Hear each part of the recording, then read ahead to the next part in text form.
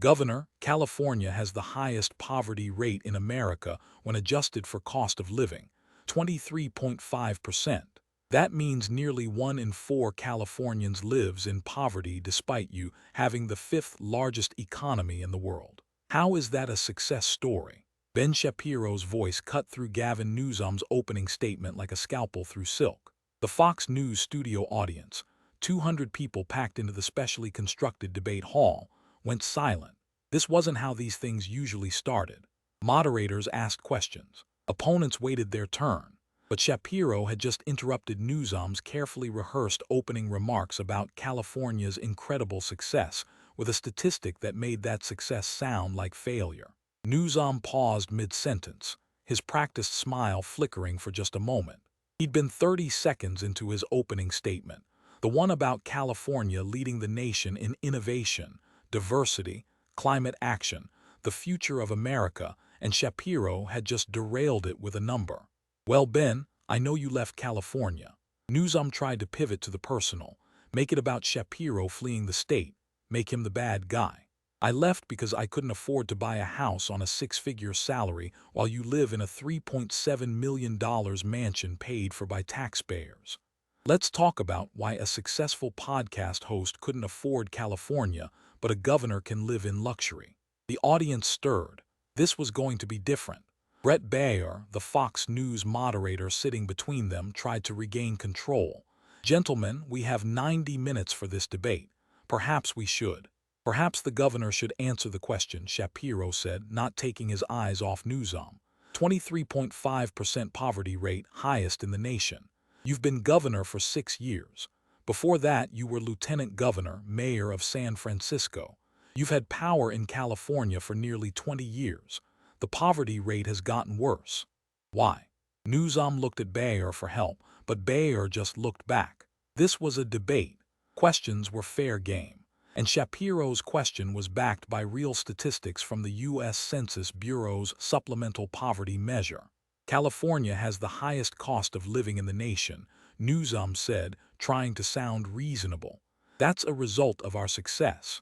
People want to live here.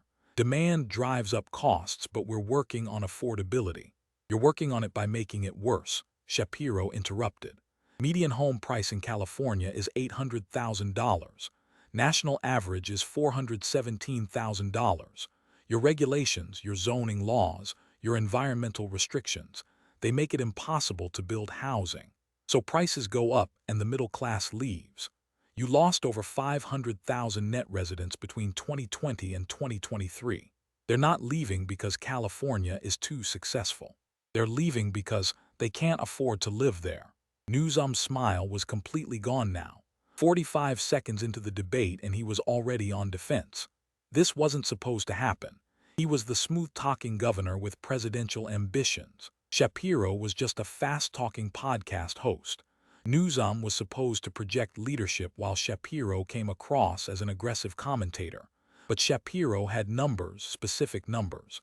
And numbers didn't care about charisma. We're building more housing than ever, Newsom tried. You're building luxury condos that cost $1 million. You're not building homes that teachers and nurses and firefighters can afford. That's why they're leaving. That's why I left. And that's why we're going to spend the next 90 minutes discussing why California, despite having every natural advantage, weather, ports, agriculture, technology, industry, has become unaffordable for the middle class under your leadership. The audience applauded. Not everyone, it was a mixed crowd as required by the debate agreement, but enough that Newsom felt it.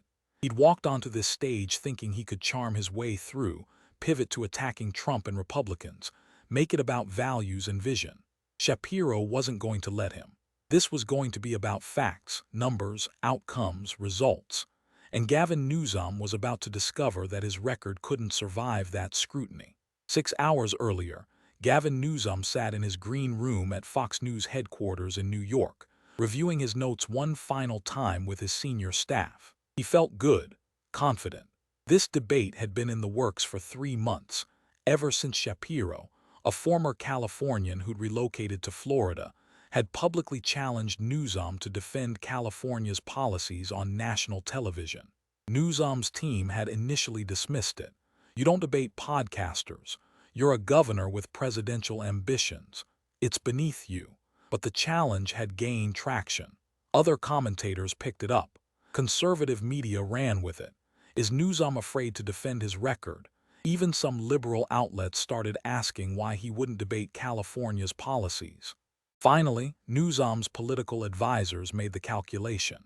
Refusing looked weak, but accepting and winning would establish him as the reasonable progressive who could handle tough questions, could appeal to moderates, could prove he was ready for the national stage in 2028. So they accepted. Fox News as the venue was the compromise. Shapiro's territory, but with a professional moderator and debate rules. 90 minutes, opening statements, structured topics, closing statements, live audience of 200 carefully selected to be balanced. Remember the strategy, his chief of staff said, reviewing the game plan one more time. Stay calm. Don't let him rattle you with rapid-fire delivery.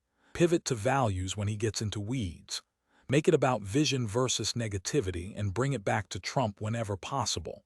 Remind people that Shapiro supported Trump, that this is really about the future of the country. Newsom nodded. He'd done hundreds of debates. This was just another one. Shapiro could talk fast, could throw out statistics, but Newsom had spent 6 years as governor and 4 years before that as lieutenant governor. He knew California's policies inside and out. He could defend them. And if he brings up French laundry, his communications director asked. I apologized at the time. It was a lapse in judgment during a difficult period. I took responsibility. Move on to how we handled the pandemic better than Republican states. If he brings up your kid's private school, that's a personal family decision that I don't discuss publicly. But I'm proud of California's investment in public education, highest per pupil spending in the nation. They'd rehearsed all of this. Every potential attack had a prepared response. Every criticism had a pivot to Republican failures. Newsom had been media trained by the best. He was ready. What he didn't know was that 3 floors down in a conference room converted into a war room. Ben Shapiro sat surrounded by a different kind of preparation. Shapiro had spent 3 months on this, not just reviewing talking points, actually researching. He'd hired researchers to compile everything about California under Newsom's leadership. Every policy, every outcome, every failure, every piece of hypocrisy. The war room looked like something from a prosecutor's office. Whiteboards covered with statistics, binders organized by topic, printed charts and graphs, photos, receipts, actual receipts, including the itemized bill from Newsom's French laundry dinner that someone had leaked months ago.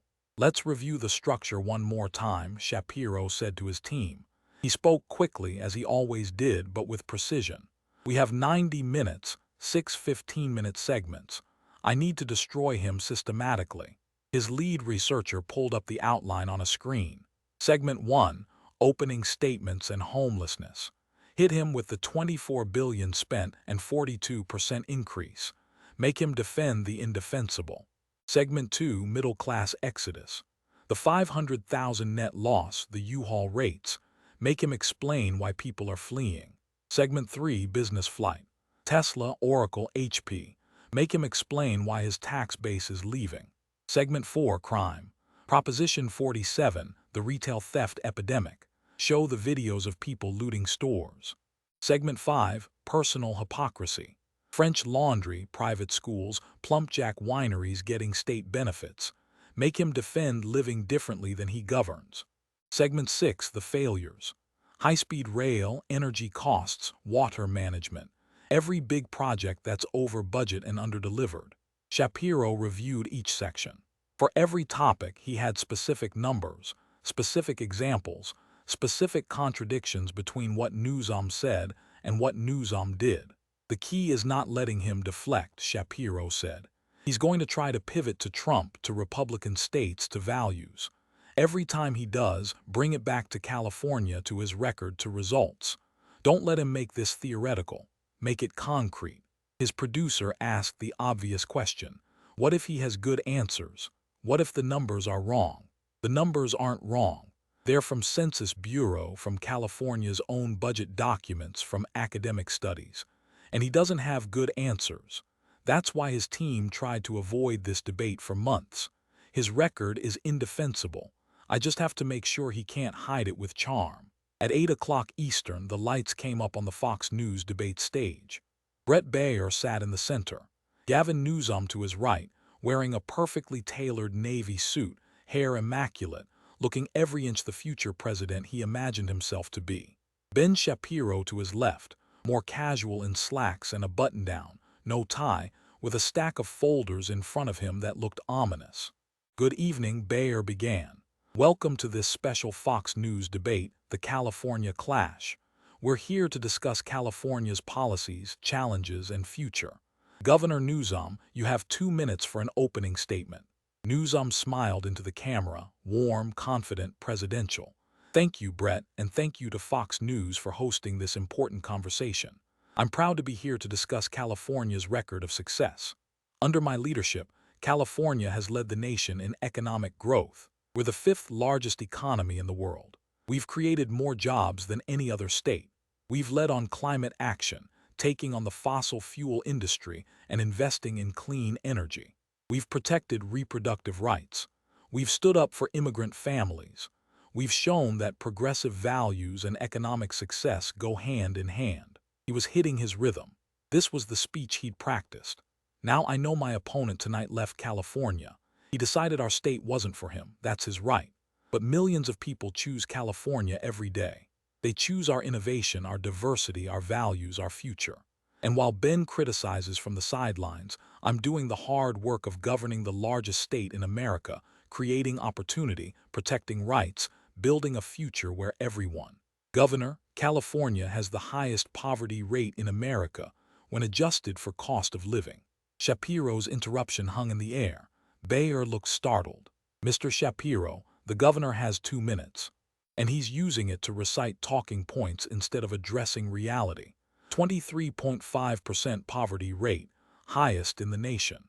Nearly 1 in 4 Californians living in poverty despite having the 5th largest economy. How is that success?" Baier tried to maintain order. "We'll have time for rebuttals." "I'll yield my opening statement time," Shapiro said. "I just want the governor to answer one question. If California is so successful, why do you have the highest poverty rate in America?" The audience was riveted. This wasn't how debates usually went, but Shapiro had calculated that interrupting Newsom's polished opening would throw him off balance, make him defensive from the start. Newsom tried to recover his smile. "Well, Ben, as I said, you left California, so perhaps you're not the best judge. I left because I couldn't afford to buy a house on a 6-figure income. I was making over $200,000 a year from my podcast and media work. Couldn't afford a decent house in Los Angeles. Moved to Florida, bought a beautiful home for half the price, pay no state income tax, have better schools for my kids. So yes, I'm very qualified to judge why the middle class is fleeing California. Answer the question. 23.5% poverty rate. Why?" Newsom looked at Baier again but got no help. "California has a high cost of living because we're desirable. People want to live here. If people want to live there, why did you lose over 500,000 net residents in 3 years? That's 500,000 more people leaving than arriving. Net loss. Those aren't people who want to live in California. Those are people fleeing California.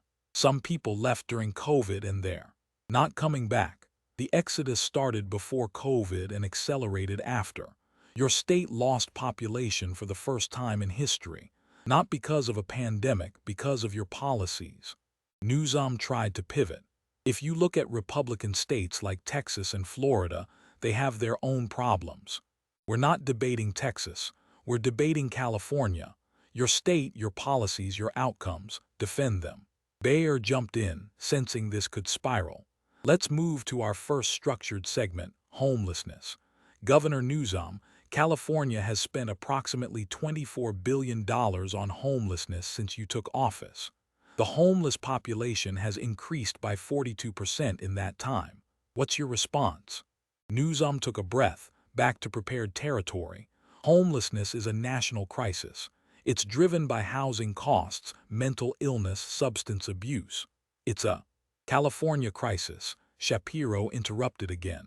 You have 30% of America's homeless population with 12% of the population.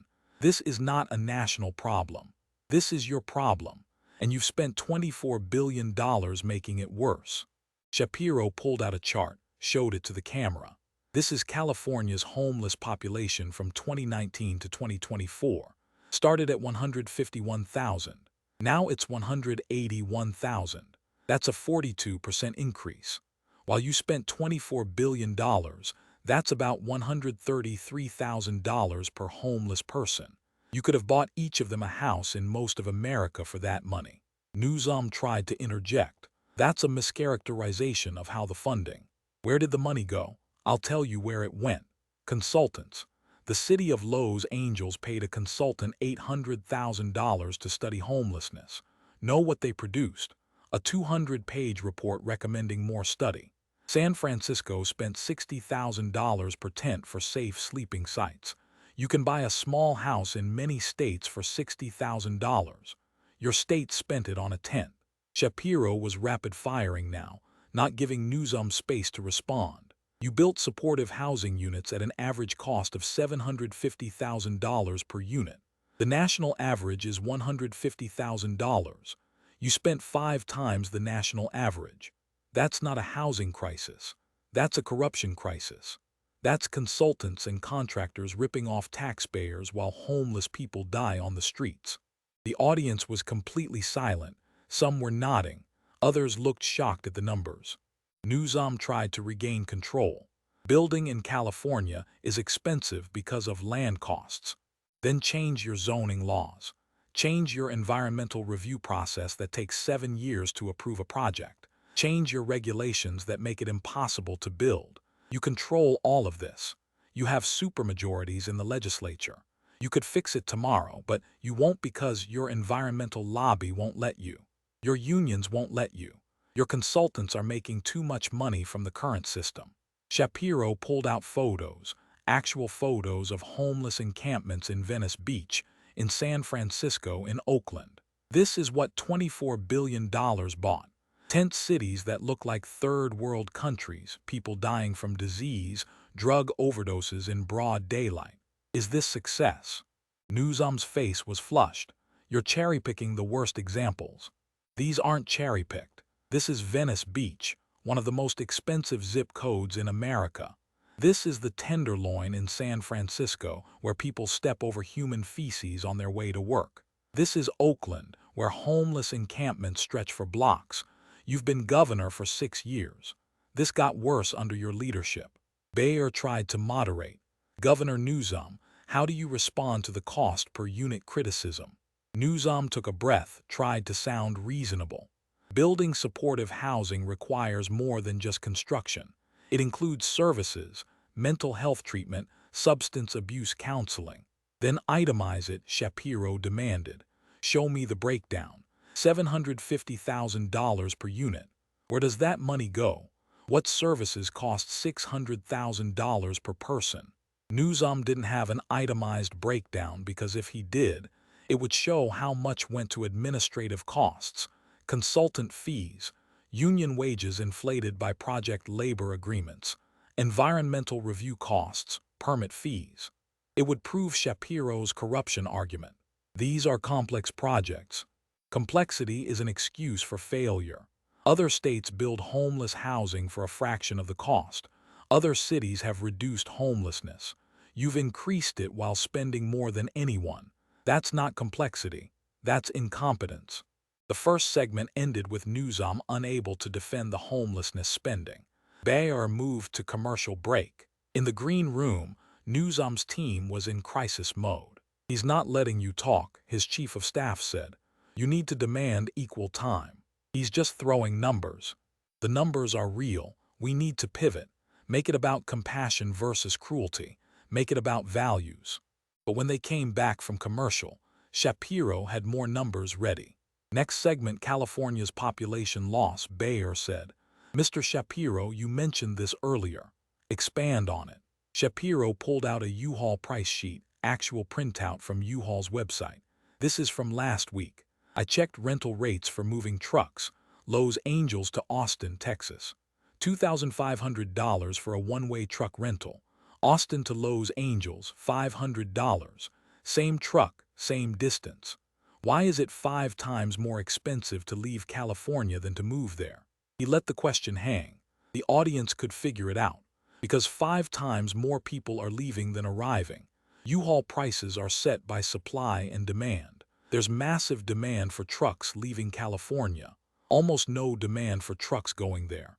That's the market telling you that people are fleeing your state. Newsom tried to look unconcerned. Some people relocate for various reasons. 500,000 people. Net loss in 3 years. These aren't random relocations. This is an exodus. And I can tell you exactly who's leaving. The middle class. Teachers making $65,000 a year who can't afford rent. Nurses who can't buy homes.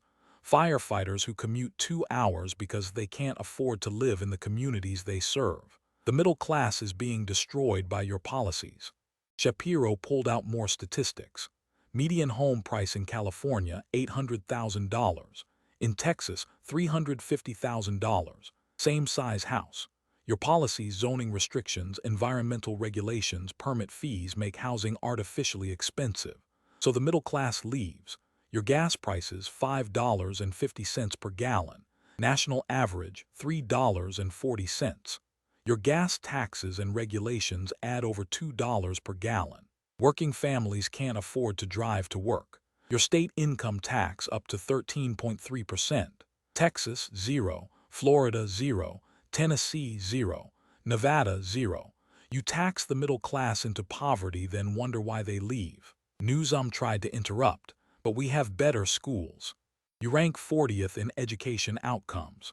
40th. You spend $17,000 per student, highest in the nation, and rank 40th in results. Texas spends $12,000 and ranks 28th. You spend more and get worse results. The audience gasped at that. Shapiro had the education statistics ready, highlighted in a binder he pulled out. National Assessment of Educational Progress Scores. 4th grade reading, California ranks 37th. 8th grade math, California ranks 39th. Your schools are failing and you know it. That's why you send your 4 kids to private school. Newsom's jaw tightened. My children's education is not a topic for. It's completely relevant. You send your kids to Sacramento Country Day School. $30,000 per year per child. Elite private education. But you oppose school choice that would let poor families send their kids to better schools. Why do you get to choose but they don't? That's a personal family decision. Exactly. It is a personal decision, and it should be a personal decision for everyone.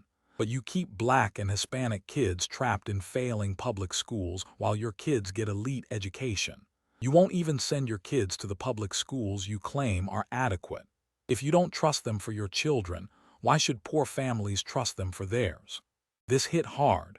The hypocrisy was undeniable. Newsom sent his kids to private school while opposing school choice. The audience could see it. I believe in strengthening public education. Then send your kids there. Put them in Oakland public schools that rank in the bottom 10% nationally, or Sacramento public schools. Prove that you believe in the system you force everyone else to use. Newsom had no response to that because he'd never send his kids to those schools.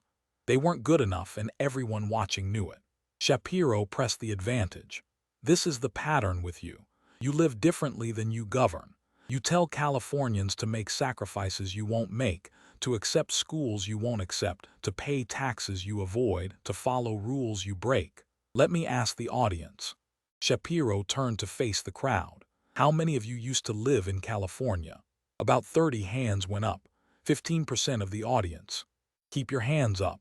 How many of you left because it was too expensive? All 30 hands stayed up. How many of you are better off now than you were in California? All 30 hands. Shapiro turned back to Newsom. There's your answer. The people who left your state are better off. They have more money, better housing, lower taxes, better quality of life. That's not success for California. That's failure. Newsom tried one more pivot. But we have incredible innovation, technology companies that are leaving. Let's talk about that. Shapiro pulled out another list.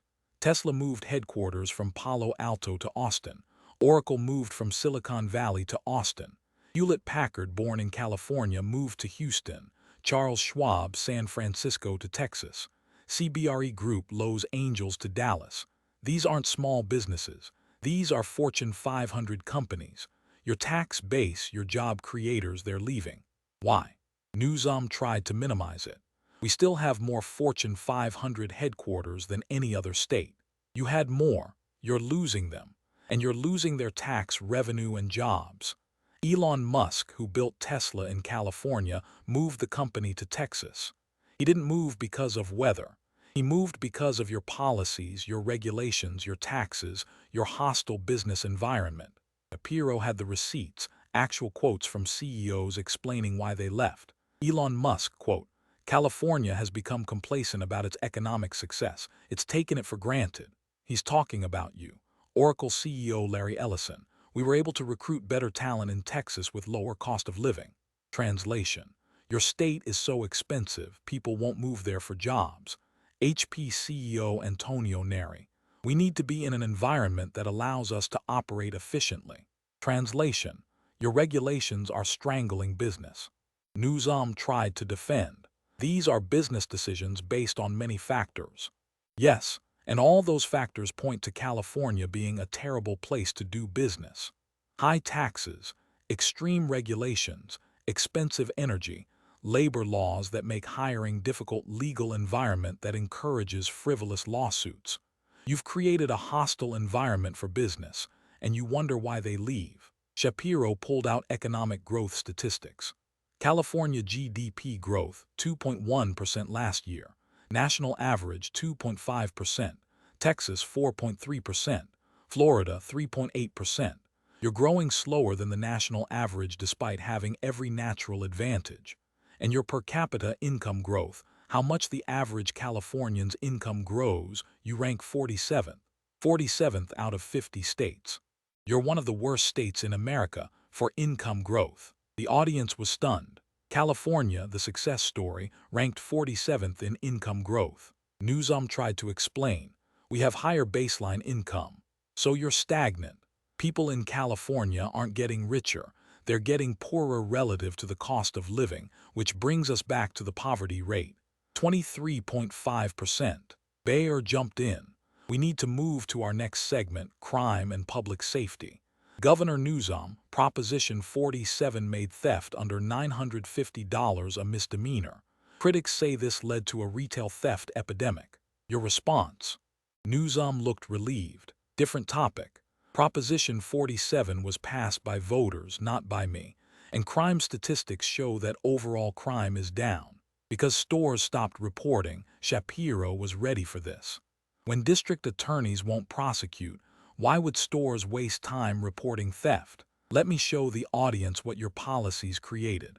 He signaled to the control room. A video played on the monitors. Security camera footage of people walking into stores, filling garbage bags with merchandise and walking out. Security guards standing by doing nothing. Multiple clips from different stores, different cities, same pattern. That's San Francisco. That's Los Angeles. That's your policy. Theft under $950 is effectively legal, so people steal with impunity. Organized retail theft has become a business model. More footage. People with shopping carts full of stolen goods walking out of Target, out of Walgreens, out of CVS. Nobody stopping them. Walgreens closed 17 stores in San Francisco because they couldn't operate with this level of theft. CVS closed 12. Target had to lock up basic items. Deodorant in locked cases. Toothpaste, shampoo. In one of the richest cities in America, you have to ask a clerk to unlock a case to buy deodorant. That's not a functioning society. The audience was watching the videos in stunned silence. Some were shaking their heads. This is what progressive prosecution looks like. Your district attorneys, appointed by officials you support, won't prosecute these crimes. San Francisco DA Chesa Boudin was so bad that liberal San Francisco recalled him, voted him out in a special election. That's how bad it got. Newsom tried to push back. Public safety is a priority. Then why are stores closing? Why are people fleeing San Francisco and Oakland? Why is Union Square, once the shopping destination of the West Coast, now half empty? Because stores can't operate there. Shapiro had the statistics ready. Retail square footage in San Francisco is down 32% since 2019. Stores are leaving because they can't stay in business when theft is legal. And you know who that hurts? Poor neighborhoods. Stores close in their communities. They have to travel farther to buy basic goods. Your progressive policies hurt the people you claim to help. Bayer looked at his notes. We're entering our fifth segment. Mr. Shapiro, you mentioned the governor's personal conduct earlier. Expand on that. Shapiro's expression hardened. This was personal for him. November 6, 2020. Governor, what were you doing that day? Newsom knew exactly where this was going. I don't recall the specific. Let me refresh your memory. You were at French Laundry restaurant in Napa Valley. Birthday party for Jason Kinney, a lobbyist. 12 people at the dinner indoors, no masks, at a restaurant charging $350 per person. The total bill was over $15,000. Shapiro pulled out the receipt, actual leaked receipt from the dinner, showed it to the camera. That same week, you told Californians they couldn't have Thanksgiving with their families. Restaurants were ordered closed. Small businesses were dying. You held daily press conferences telling people to stay home, wear masks, avoid gatherings, and you were at a $15,000 dinner with lobbyists. Newsom had apologized for this at the time, but Shapiro wasn't done. Who was at that dinner? Jason Kinney, lobbyist for the California Medical Association. Dustin Corcoran, CEO of the California Medical Association. Other healthcare lobbyists, people who had business before the state. 2 months later, the California Medical Association received a $150 million contract from the state. Was that discussed over your $300 meal? That's implying corruption. That doesn't. I'm implying that you had lobbyists at an expensive dinner during a lockdown you imposed, and those lobbyists later got massive state contracts. That's called pay to play. That's called hypocrisy. Shapiro pulled out more examples. Your Plumpjack wineries, your family business. During COVID, you designated wineries as essential businesses. They stayed open. Other small businesses were forced to close, but your family's wineries operated. Then your Plumpjack businesses received $2.9 million in PPP loans. You're worth $20 million. You didn't need PPP loans. You took them anyway while small businesses that actually needed help couldn't get them. Those loans went to employees. Those loans went to businesses you own. Businesses that were already designated essential and allowed to operate. Businesses owned by a multimillionaire. While actual small businesses were dying, you were collecting millions in federal aid for your family's companies. The audience was restless. This wasn't abstract policy. This was personal corruption. Your kids, Shapiro continued, 4 children, all attending Sacramento Country Day School, $30,000 per year each. That's $120,000 in private school tuition annually, while you tell poor families in Oakland and Los Angeles that their public schools are adequate. While you oppose school choice, while you fight against charter schools. I support public education. You support it for other people's children, not for your own. You won't send your kids to the schools you force everyone else to accept. That's not supporting public education. That's elitism. That's rules for thee, but not for me. Shapiro was on a roll now. Let's talk about climate. You lecture about climate change. You've banned gas-powered cars by 2035. You push for electric vehicles. And then you tell people not to charge their electric cars during heat waves because the grid can't handle it. You mandate a technology the grid can't support. We're transitioning. You're failing. You have the highest electricity rates in the continental United States. You have rolling blackouts during heat waves. You shut down nuclear plants and then wonder why you don't have enough power. And while you lecture Californians about reducing emissions, you fly on private jets. Your administration has taken dozens of private flights, each one producing more emissions than an average Californian produces in a year. but you get to fly private while telling workers they can't afford gas for their cars. Every example landed, every piece of hypocrisy documented. Newsom living by different rules than he imposed on everyone else. Here's the pattern, Shapiro said, looking directly at the camera. Gavin Newsom locks down California but goes to luxury dinners. He closes small businesses but keeps his family's wineries open. He opposes school choice but sends his kids to elite private schools. He lectures about climate while flying private. He taxes the middle class while living in a mansion. He tells people they can't afford housing while he owns multiple properties. He is the embodiment of progressive hypocrisy.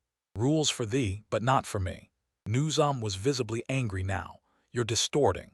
I'm showing receipts. The French laundry bill is real. The private school enrollment is public. The PPP loans are documented. The private jet flights are tracked. These aren't distortions. These are facts. Bayer tried to move forward. Final segment before closing statements. Mr. Shapiro, you wanted to discuss California's infrastructure projects. Let's talk about the high-speed rail, Shapiro said, pulling out the thickest binder yet. California high-speed rail, approved by voters in 2008. They were told it would cost $33 billion, connect San Francisco to Los Angeles, be completed by 2020.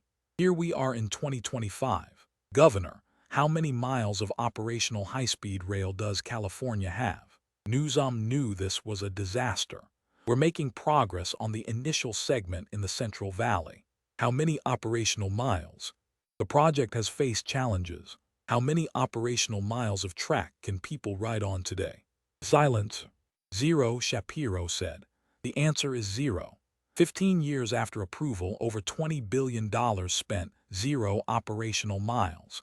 You've built some concrete structures, some overpasses, some bridges to nowhere, but no functional high-speed rail.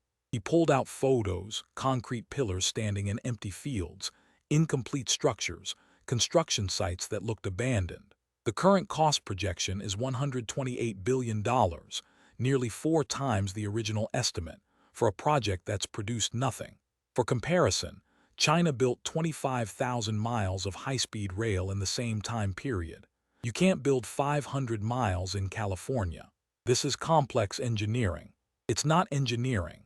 Japan built bullet trains in the 1960s. This is corruption, bureaucracy, and unions inflating costs. You're paying construction workers $150,000 a year to move dirt. The private sector could build this for a third of the cost in half the time. Shapiro had the cost breakdowns. Your project labor agreements require union wages that are triple market rates. Your environmental review process takes 7 years. Your land acquisition costs are inflated because you announce routes before buying land, so property owners hold out for maximum prices. This isn't a failure of engineering. It's a failure of governance. We're committed to completing. You've been committed for 15 years with zero results. This is a $100 billion failure that exemplifies everything wrong with California government. Overpromise, overspend, underdeliver. Bayer jumped in.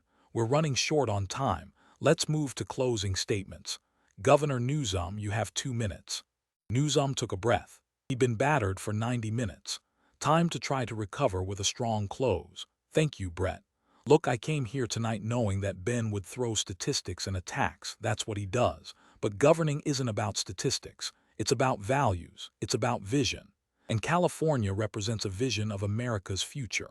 A diverse, inclusive, innovative future where we tackle climate change, where we protect rights, where we build opportunity for everyone. He was finding his rhythm again. Back to the aspirational rhetoric. Yes, we have challenges. Every state does. But we're not running away from them like Ben did. We're staying and fighting for affordable housing, fighting for good schools, fighting for clean energy, fighting for an America that looks like California, diverse, dynamic, forward-thinking. Ben can throw all the numbers he wants, but he's ignoring California's incredible success. Our innovation economy, our world-leading universities, our cultural influence, our moral leadership on issues like climate and immigration and rights. We're not perfect, but we're building the future while other states cling to the past. So yes, I'm proud of California, proud of what we've accomplished, proud of what we represent, and I'll continue fighting for a California and an America that lives up to our values. He sat back. It was a decent close, not great but decent. Back to vision and values, away from the statistics that had destroyed him all night. Bayer turned to Shapiro. Mr. Shapiro, your closing statement. Shapiro didn't need notes. He'd been building to this for 90 minutes. Governor Newsom just did what he's done all night. Talked about values when he can't defend outcomes. Talked about vision when the reality is disaster. Let me remind everyone what we've established tonight with facts, not rhetoric. California has the highest poverty rate in America, 23.5%. That's not a vision. That's failure. California spent $24 billion on homelessness and made it 42% worse. That's not fighting for people. That's incompetence. California lost over 500,000 residents. The middle class is fleeing. That's not diversity and dynamism. That's exodus. California's schools rank 40th despite highest spending. Your own kids don't attend them. That's not moral leadership. That's hypocrisy. California has organized retail theft because you made it legal. Stores are closing. That's not progress. That's chaos. California spent 15 years and $20 billion on high-speed rail and built 0 operational miles. That's not innovation. That's corruption. Shapiro leaned forward, speaking directly to the camera. Gavin Newsom represents everything wrong with modern progressivism. He lectures about climate while flying private jets. He lectures about equity while sending his kids to elite schools. He lectures about affordable housing while living in a mansion. He lectures about following rules while breaking them at French Laundry. He spent billions making problems worse while blaming everyone but himself. He says, I ran away from California. I didn't run away, I escaped. Escaped from a state that taxed me into poverty despite a 6-figure income. Escaped from failing schools, escaped from crime and homelessness and dysfunction. And I'm thriving in Florida. Better quality of life, more opportunity, lower cost, safer streets. That's not California's success.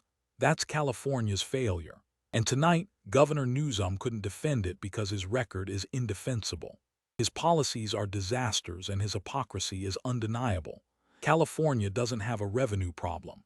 It has the highest taxes in America. California has a leadership problem. And that problem is standing right next to me pretending that failure is success, that exodus is desirable, that dysfunction is vision. Californians deserve better. Americans deserve better. And tonight, we've seen exactly why Gavin Newsom's presidential ambitions are a joke. Because if you can't run California without destroying it, you have no business running America. Shapiro sat back. The audience erupted in applause. Not everyone, the Democrats in the crowd stayed silent, but enough that it was clear who won this debate. Bayer wrapped up quickly. That concludes tonight's debate. Thank you to both participants. The cameras stayed on for another minute as Newsom and Shapiro shook hands perfunctorily. Newsom's smile was forced. He knew he'd been destroyed. Knew the clips would be everywhere. Knew his 2028 campaign had just been badly damaged. Shapiro knew it too. He'd done what he came to do, exposed Newsom's record, made him defend the indefensible, proved that charm doesn't work against facts. As the lights came down, Newsom walked off stage to his team waiting in the wings. Their faces told him everything. This had been a disaster, and within an hour the internet would confirm it. The video clips started going viral before Newsom even left the studio. Not partisan editing, just raw footage of the most devastating exchanges. California has the highest poverty rate in America. How is that a success story? Clip 1. 5 million views in an hour. You spent $24 billion on homelessness and made it 42% worse. Clip 2. 10 million views.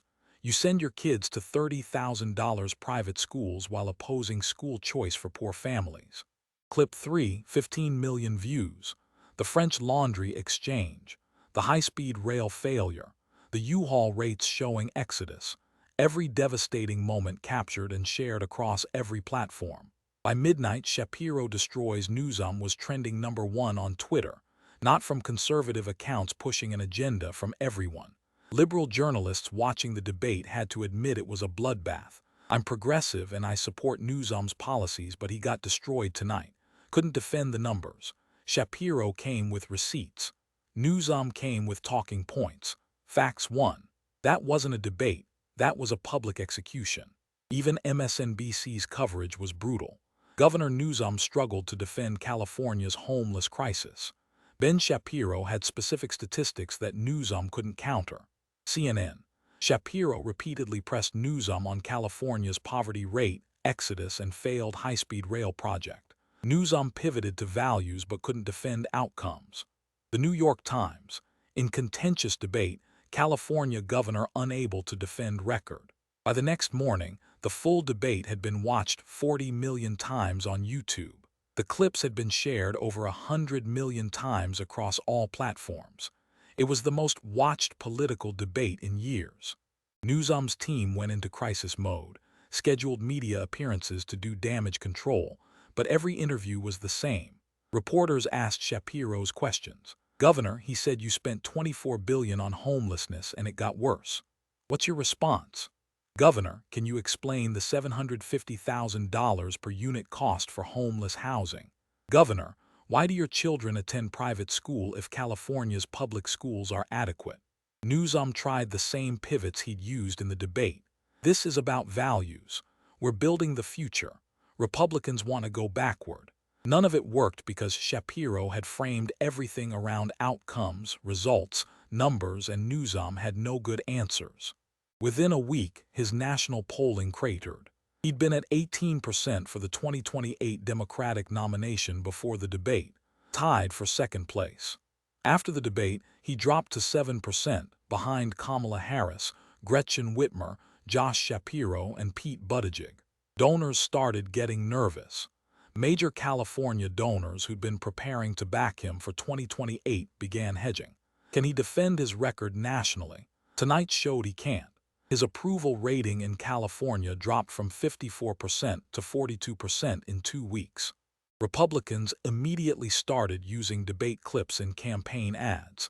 Gavin Newsom couldn't defend California's failures. Why would we give him more power? The California recall movement, always simmering but never successful, gained momentum. They wouldn't get enough signatures to force a recall, but it showed weakness. 3 months after the debate, major companies announced they were leaving California. Each press release mentioned the same issues Shapiro had raised: high taxes, excessive regulation, cost of living, dysfunction. We're relocating our headquarters to Austin to provide better opportunities for our employees in a more affordable environment. Translation: California is too expensive and dysfunctional. Each announcement was another validation of Shapiro's arguments. Each one another blow to Newsom's credibility. 6 months after the debate, Newsom held a press conference, announced he was forming an exploratory committee for 2028, required procedural step, but everyone knew what it meant. He was running. The press conference was painful to watch. Every question was a variation of Shapiro's debate attacks. Governor, how do you respond to criticism that California's poverty rate undermines your electability? Governor, what's your plan to address the exodus of middle-class families from California? Governor, business leaders cite the issues Ben Shapiro raised in your debate. How do you win back their confidence?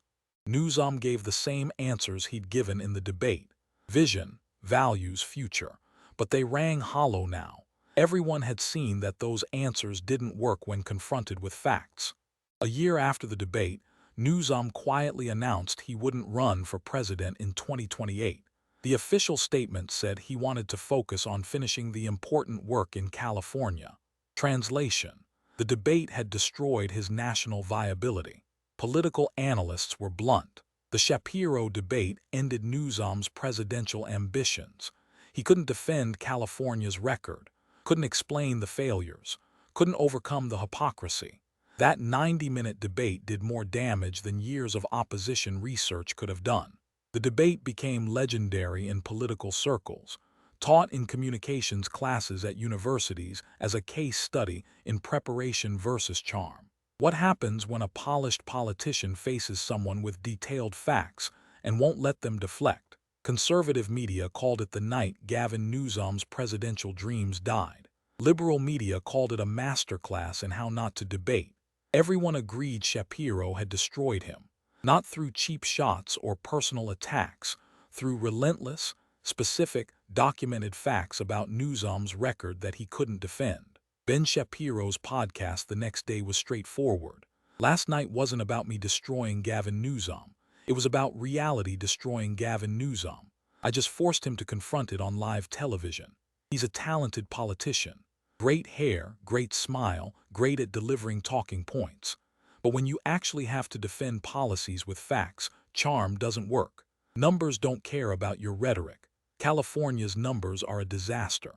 Highest poverty rate, homeless epidemic, middle-class exodus, business flight, failing schools, retail theft, energy failures, infrastructure failures. None of that is disputable. Those are facts from government sources. I didn't destroy Newsom. His record destroyed him. I just made him face it. The podcast was downloaded 15 million times. The debate had elevated Shapiro's profile dramatically. He was now one of the most influential conservative voices in America, all from 90 minutes of making a governor defend his record. 5 years later in 2030, Newsom's term as governor ended.